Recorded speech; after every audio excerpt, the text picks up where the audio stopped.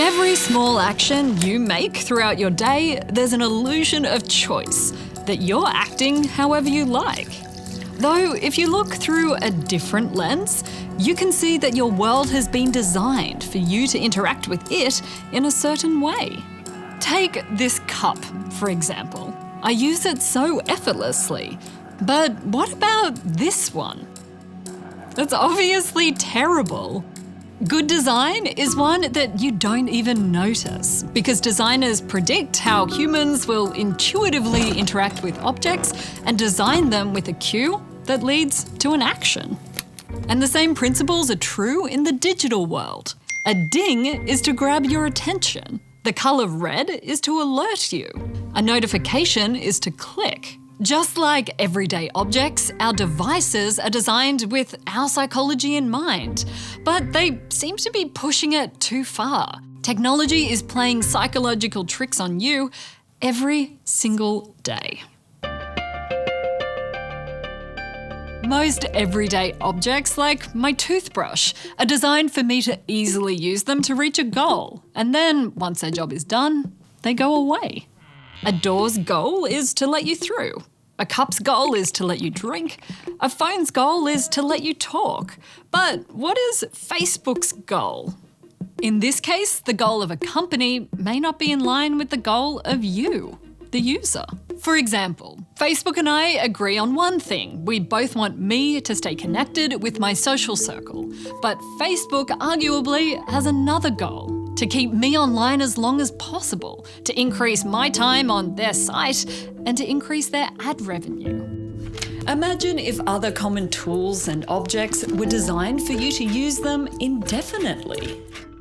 Yet I check my phone 100 times a day, according to a new app I installed that tells me how often I'm picking it up to look at Facebook, Twitter, weather, news, Instagram, everything. And I wouldn't say that spending 25% of my waking life on my phone is one of my goals. Yet studies suggest most other people also average that number, and it's making them unhappy and distracted. Well, according to Facebook's own published research by their own researchers that they're paying, the service makes people sad, it makes people anxious. According to other researchers, it increases suicide. According to other research, it increases ethnic and societal division, tensions, and warfare and violence in many parts of the world. Then why don't we throw our phones out the window and deactivate our social media accounts?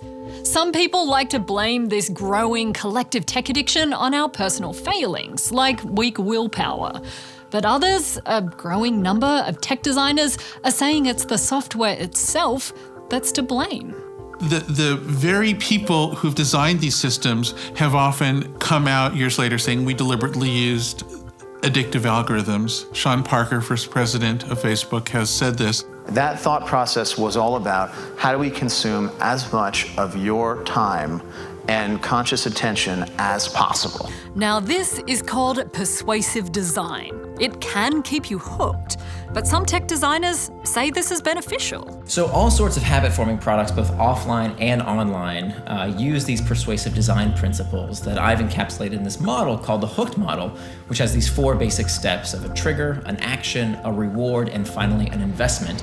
And it's not just our technology products that use this model, all sorts of products. What makes a television show interesting, or a book a memorable read, or what makes you want to watch a movie or a sports match. The same exact psychology that's used to make anything engaging is also used in these devices that we use every day to keep us scrolling and checking and reading. These principles were born out of Stanford's Persuasive Technology Lab, founded by B.J. Fogg. And they started out quite innocently. The idea was to use technology to encourage positive habits, like to quit smoking or pick up exercise. What is it that makes a behavior become automatic? In other words, become a habit. I think Fogg, his biggest contribution was that he was kind of the catalyst for a lot of folks in the industry coming together at the right time and right place. So the Fogg model basically says B equals MAT, motivation, ability, and a trigger are the drivers of behavior. Notice, by the way, that the user has to have some kind of motivation. This is incredibly important because there's a big difference between persuasion, which is helping people do things they want to do, where they need some amount of motivation, and coercion. Coercion is always unethical, right? This is persuasive design, not coercive design. Let's take a step back. back and consider how this persuasion, the motivation and triggers, can play out in your everyday experience online. Let's say in the context of you watching this video, you might feel motivated to share this knowledge with your friends to make you look smart. Now I can prompt you to tweet this video. Why don't you take a moment to share this with your friends? Go on. Now there's your trigger. And to increase your ability, I can make all of this easier by providing some suggested text and a link. A prompt to tweet or open a notification seems simple enough, but they also serve as a cue that leads to an action of us falling down a YouTube rabbit hole or spending hours zombie scrolling on Instagram. These triggers change our behaviour patterns. Well, if you put a rat or a dog or a person in a cage and you can observe exactly what they do, you can use algorithms to change their behavior patterns. You can get them addicted to pressing a button over and over again for candy. You can get them to change their ways. It's a science that's been studied for centuries now. It goes back to the 19th century. This isn't a new idea, it comes straight out of classical psychology. We develop a special relationship with the things we associate with pleasure, even if it's the momentary pleasure of a notification. Remember Pavlov's dogs? In the 1890s, Russian physiologist Ivan Pavlov discovered that if he rings a bell every time he feeds the dogs in his lab, they would begin to salivate at the sound of the bell, even without any food in sight. The dogs' brains had paired a neutral stimulus, the bell ring, with an involuntary behaviour, salivating. This is classical conditioning, and it explains why, when we hear a phone chime, we reflexively reach out to our phones. But a notification is not always something you're glad to see. This makes the reward unpredictable, making it all the more alluring to keep looking for it. This phenomenon is called operant conditioning. It's the most effective way of forming and maintaining a behaviour. It's also the basis of addiction.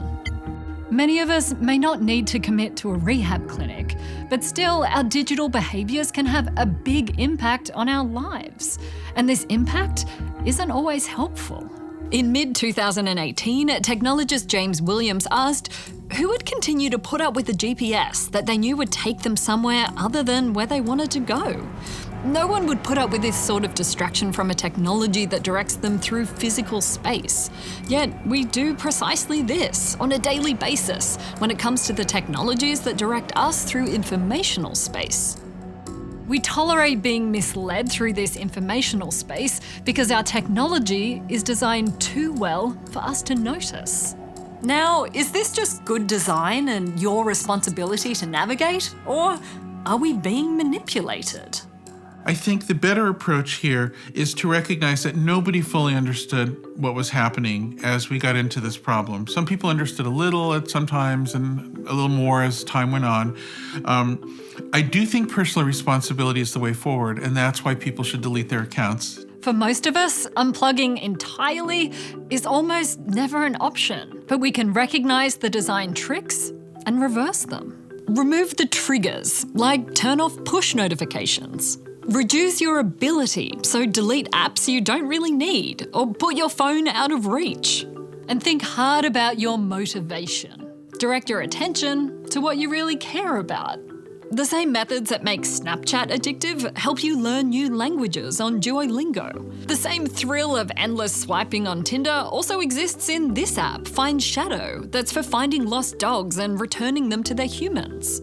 Which app you open is your choice. We can all be more mindful about how we use technology. Because if we're just left to our own devices, any of us can become that dog, staring at the screen because a bell can ring at any second. Now, if I do still have your attention, this is the second episode in a 6-part quest to understand more about the psychology of attention, persuasive design, and the impact that tech is having on your everyday life. I do hope you'll join us for all of the attention wars at your own pace and in your own time. Thank you.